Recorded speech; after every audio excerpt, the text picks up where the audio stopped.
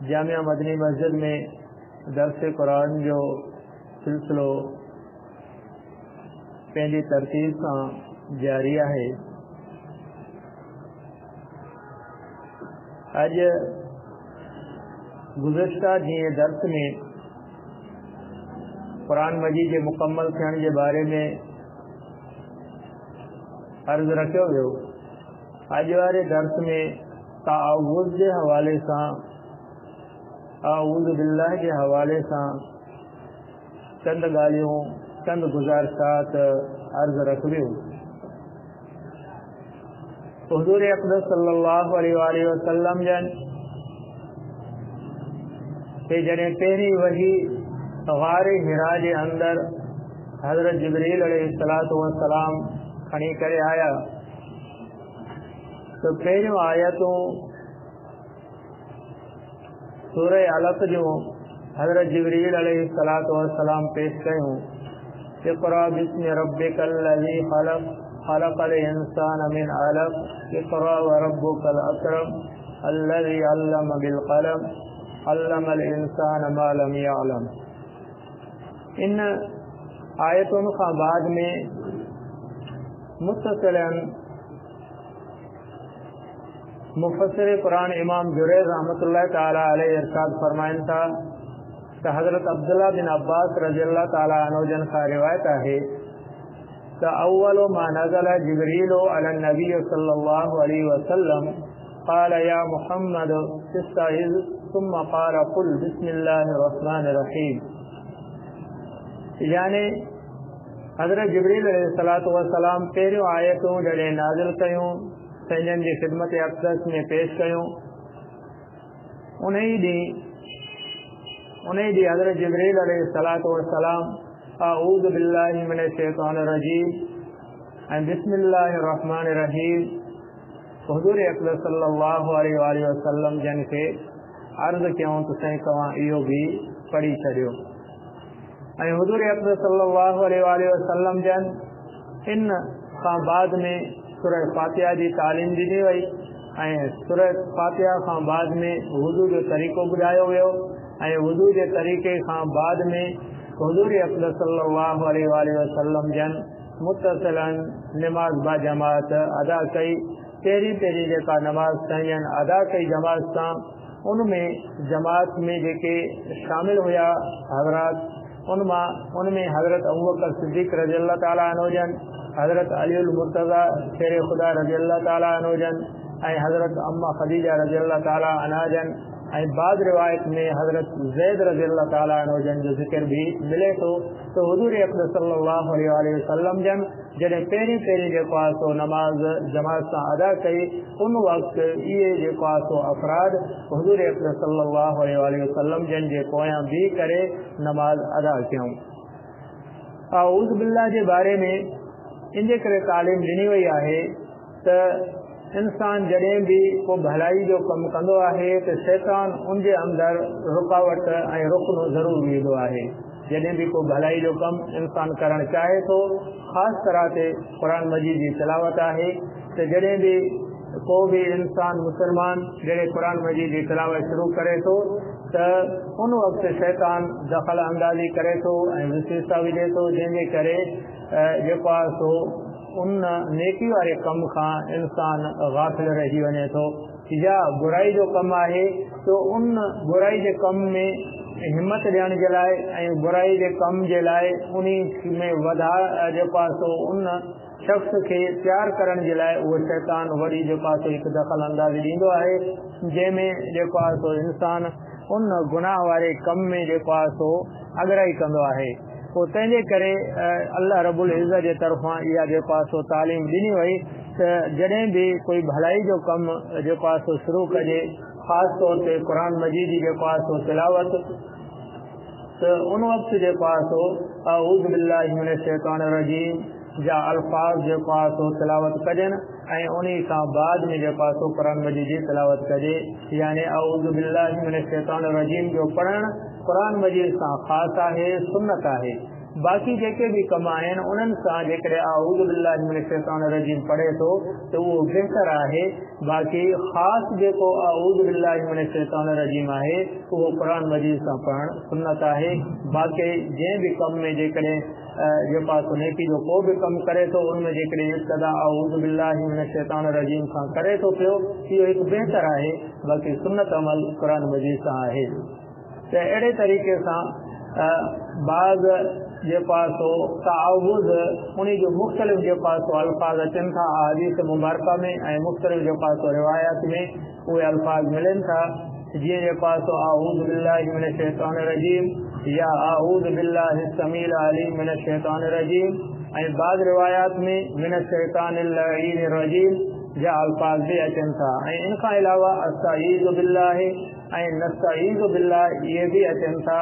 ऐं हुमैद इब्न कैस रज़ियल्लाहु तआला अन्हु जन जी रिवायत में आहे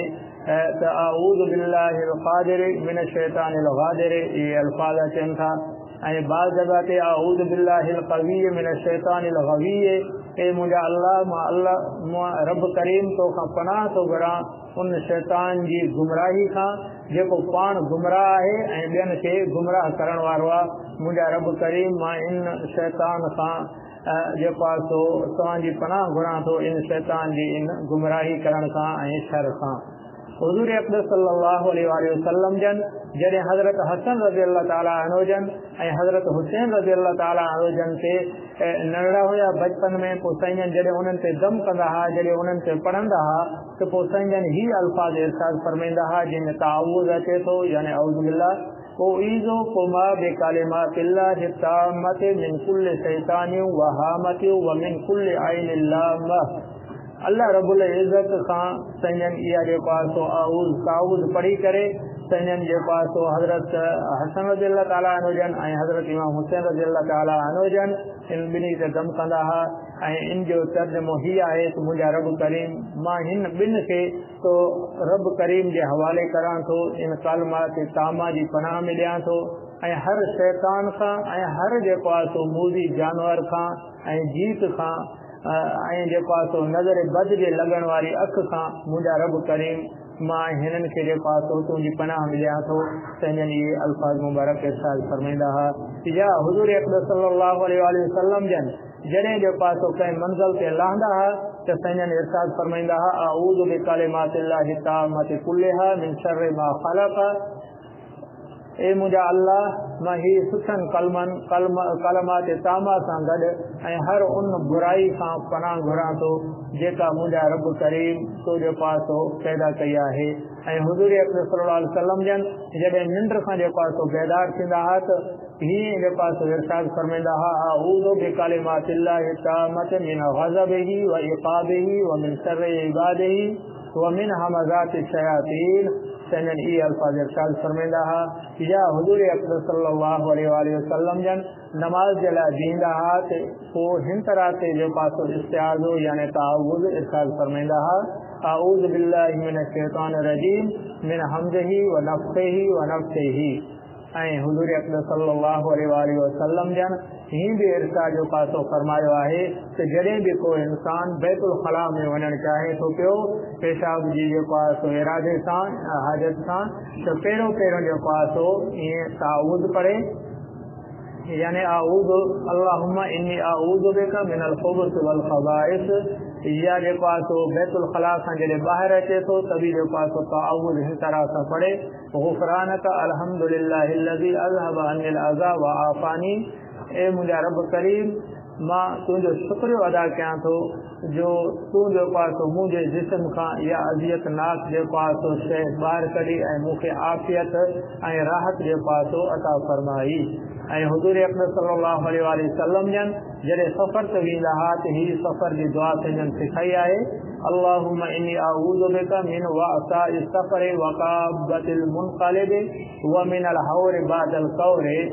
ऐं उन खां बाद में सैन फरमायो जेकॾहिं तव्हांखे गम दुख ऐं परेशानी जो अंदेशो आहे तो उन वक़्तु ही जेको आहे सो तावुज़ तव्हां पढ़ंदा कयो अल्लाहुम्मा इन्नी अऊज़ु बिका मिनल हम्मे वल हुज़्नि वल अज्ज़ि वल कसली। ऐं साईं फरमायो जेकॾहिं तव्हां जेको आहे सो हीअं जेको आहे सो तावुज़ पढ़ियो त बि बहितर आहे। अल्लाहुम्मा अलहिमनी रुशदी व आइज़नी मिन शर्रि नफ्सी। ऐं साईं ही जेको आहे सो दुआ बि साईं खां साबित आहे त अल्लाहुम्मा इन्नी अऊज़ु बिका मिन अज़ाब जहन्नम, ए मुंहिंजा रब करीम मूंखे जहन्नम जे अज़ाब खां तो रब करीम जी मां पनाह वठां थो। व अऊज़ु बिका मिन अज़ाबिल क़ब्र, ऐं मुंहिंजा रब करीम मां क़ब्र जे अज़ाब खां बि तोखां पनाह घुरां थो। व अऊज़ु बिका मिन फितनतिल महया वल ममात व मिनल मअसम वल मग़रम, ऐं मुंहिंजा रब करीम मां तुंहिंजी ज़ात खां पनाह वठां थो त ज़िंदगी ऐं मौत जे फितननि खां ऐं गुनाह खां ऐं जेको आहे सो तकलीफ़ुनि खां ऐं चटिन खां ऐं नुक़सानात खां मुंहिंजा रब करीम मां पनाह घुरां थो। ऐं उम्मुल मोमिनीन हज़रत अम्मा आयशा सिद्दीक़ा रज़ियल्लाहु ताला अन्हा जन फरमाए थी त हुज़ूर अक़दस सल्लल्लाहु अलैहि वसल्लम जन जॾहिं बि नमाज़ पढ़ंदा हुआ त क़ब्र जे अज़ाब ऐं फितने खां पनाह घुरंदा हुआ हिन तरीक़े ते अल्लाहुम्मा इन्नी अऊज़ु बिका मिन अज़ाबिल क़ब्र व फितनतिल क़ब्र। ऐं साईं जन अम्मा आयशा सां फरमाए थी त साईं जन ॿियनि खे बि तलक़ीन कंदा हुआ त तव्हां इहा जेको आहे सो जेको आहे तावुज़ पढ़ंदा कयो जंहिंमें अज़ाब क़ब्र खां पनाह घुरी वई आहे ऐं क़ब्र जे फितने खां ऐं परेशानी खां पनाह घुरी वई आहे। ऐं इन सां गॾोगॾु अल्लाहुम्मा इन्नी अऊज़ु बिका मिन शर्रि फितनतिल ग़िना व मिन शर्रि फितनतिल फ़क़्र। ही बि दुआ साईं सिखाई त मुंहिंजा रब करीम मूंखे पनाह में रख उन फितने खां जेको घणे माल अचण जे करे मूंखे फितने में मां पइजी वञा, घणो मूं वटि माल अची वञे पोइ मां फितने में अची वञा। ऐं मुंहिंजा रब करीम इन जेको आहे सो घणी दौलत जी आज़माइश खां बि बचाए। व मिन शर्रि फितनतिल फ़क़्र, ऐं मुंहिंजा रब करीम बिल्कुलु मां ग़रीब ऐं मिस्कीन थी वञा, लाचार थी वञा, जो कुछ खाइण पीअण जे लाइ भी न हुजे। इहा भी आज़माइश की घड़ी आहे जो इंसान इस्तक़ामत इख्तियार करे, कुछ न हुजे पोइ भी अल्लाह जी ज़ात ते तवक्कुल करे। इहा भी एक आज़माइश वारी घड़ी आहे। तो साईं फरमायो इन्हनि हालतनि में जॾहिं पैसो घणो अची वञे, माल दौलत घणी ज़्यादा अची वञे, या जेको आहे सो कुछ भी न हुजे, इन ॿिन्ही हालतुनि में साईं फरमायो इहा जेको आहे सो ताऊज़ पढ़ंदा कयो। अल्लाहुम्मा इन्नी अऊज़ु बिका मिन शर्रि फितनतिल ग़िना व मिन शर्रि फितनतिल फ़क़्र। ऐं हुज़ूर अक़दस सल्लल्लाहु अलैहि वसल्लम जन इरशाद फरमायो त घणनि फितननि खां महफूज़ रहण जे लाइ ही जेको आहे सो पढ़ंदा कयो, मिन शर्रि मा अलिमतु व मिन शर्रि मा लम आलम। ऐं साईं फरमायो त हर क़िस्म जे जिस्मनि जे शर खां बचण जे लाइ ऐं उन खां पनाह वठण जे लाइ ही जेको आहे सो ताऊज़ पढ़ंदा कयो। अल्लाहुम्मा इन्ना नजअलुका फी नुहूरिहिम व नअऊज़ु बिका मिन शुरूरिहिम। ऐं साईं फरमायो रात जे वक़्त में जेका फितना पैदा थींदा आहिनि, साईं फरमायो उनखां पनाह घुरण जे लाइ ही ताऊज़ पढ़ंदा कयो। अऊज़ु बिल्लाहि मिन तवारिकिल लैल, मुंहिंजा रब करीम मां रात जी आफ़तुनि ऐं परेशानियुनि खां तुंहिंजी पनाह घुरां थो।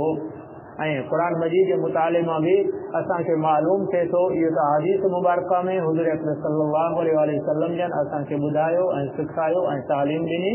ऐं क़ुरान मजीद जे अंदर भी ताऊज़ जेको आहे सो बाज़ अंबिया इकराम खां जेको आहे सो साबित आहे। जीअं हज़रत मूसा अलैहिस्सलातु वस्सलाम जे वाक़े में अचे थो त जॾहिं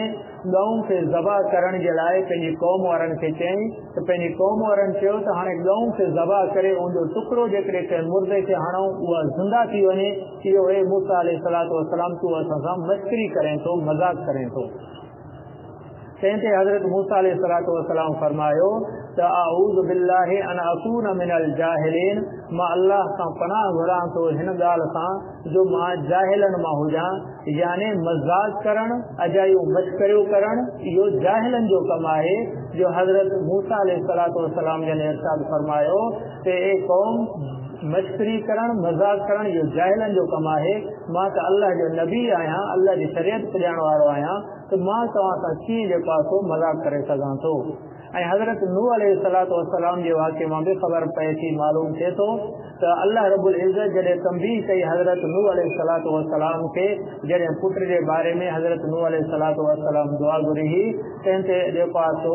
अल्लाह रब्बुल इज़्ज़त जॾहिं तंबीह कई त हज़रत नूह अलैहिस्सलातु वस्सलाम इरशाद फरमायो इन्नी अऊज़ु बिका अन असअलका मा लैसा ली बिही इल्म, मुंहिंजा रब करीम मां तुंहिंजी ज़ात खां पनाह घुरां थो हर उन ॻाल्हि खां जंहिंजो मूंखे ख़बर हुजे ऐं उनजो मां सवाल कयां ऐं जंहिंजो ख़बर न हुजे उन जो जेको आहे सो मां तोखां सवाल कयां। मुंहिंजा रब करीम इन ॻाल्हियुनि खां मां तुंहिंजी पनाह घुरां थो। ऐं हज़रत यूसुफ अलैहिस्सलातु वस्सलाम जे वाक़े खां जेको आहे सो मालूम थिए थो जो जॾहिं अज़ीज़ मिस्र जी घरवारी बुराई जे लाइ हज़रत यूसुफ अलैहिस्सलातु वस्सलाम खे पाण ॾांहुं मुतवजे करण जी कोशिशि कई त हज़रत यूसुफ अलैहिस्सलातु वस्सलाम इरशाद फरमायो मआज़ल्लाहि इन्नहु रब्बी अहसन मसवाया। ऐं हज़रत मरियम रज़ियल्लाहु ताला अन्हा जन जॾहिं हुजरे में जेको आहे सो पंहिंजे कमरे में अकेला ऐं तन्हाई में हुई हिकिड़ो फ़रिश्तो